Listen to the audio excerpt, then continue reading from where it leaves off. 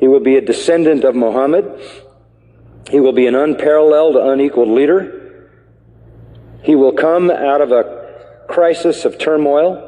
He will take control of the world. He will establish a new world order. He will destroy all who resist him. He will invade many nations. He will make a 7-year peace treaty with the Jews. He will conquer Israel and massacre the Jews.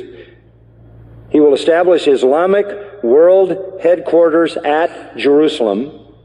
He will rule for 7 years, establish Islam as the only religion. He will come on a white horse with supernatural power. He will be loved by all people on earth. So Jesus will return. Yes, Muslims believe that Jesus will come again. They believe in the return of Jesus. Not the true Jesus. The Jesus of Islam, not God, didn't die, didn't rise, didn't provide a sacrifice for sin, but he does return. He's a prophet. And he comes back, and he has one purpose when he comes back, and that is to assist and aid the Mahdi. He returns, listen to this, as a radical Muslim.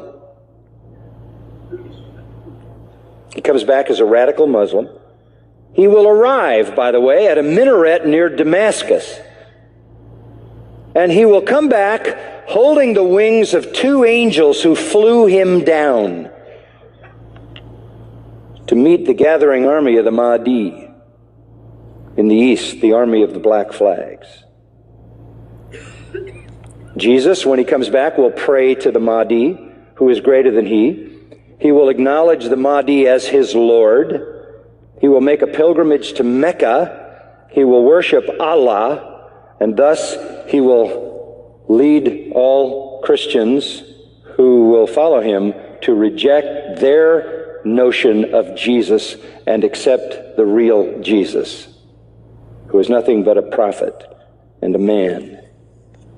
He will establish worldwide Sharia law. He will become the greatest Muslim evangelist, and he will be the final witness on the day of judgment against non-Muslims. Christians everywhere will affirm that they were wrong, that the gospel is wrong, the New Testament is wrong. He didn't die, he didn't rise, he isn't God, he isn't the Son of God. He himself will come back and point out how wrong we've been. He will correct all misinterpretations and all misrepresentations. Let me quote what their literature says. He will shatter crosses. That's metaphoric for the destruction of the church, a symbol of Christianity being placed in the church. He will kill pigs. He will abolish the tax on non-Muslims because there won't be any living non-Muslims. Can't tax dead people. And then he will do one more thing. He will kill the Islamic Antichrist. He will kill the Islamic Antichrist.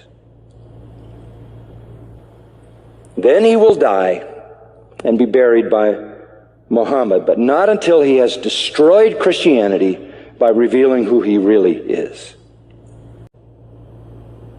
One of their writings says he espouses the cause of the Mahdi. He is the Mahdi's executioner. He is the Mahdi's enforcer. He is the Mahdi's prophet. And it is he who kills the Antichrist. That leads me to the third person. The Antichrist will show up. The Muslims call him Dajjal. He is the great deceiver. He comes to earth on a mule, and he's blind in one eye. He is an infidel.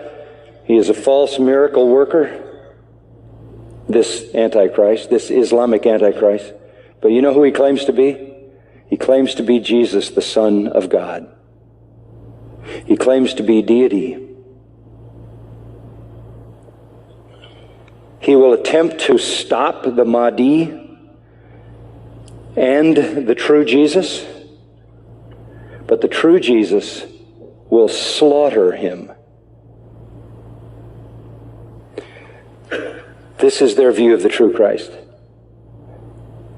Our Jesus is their Antichrist. Our Antichrist is their Redeemer.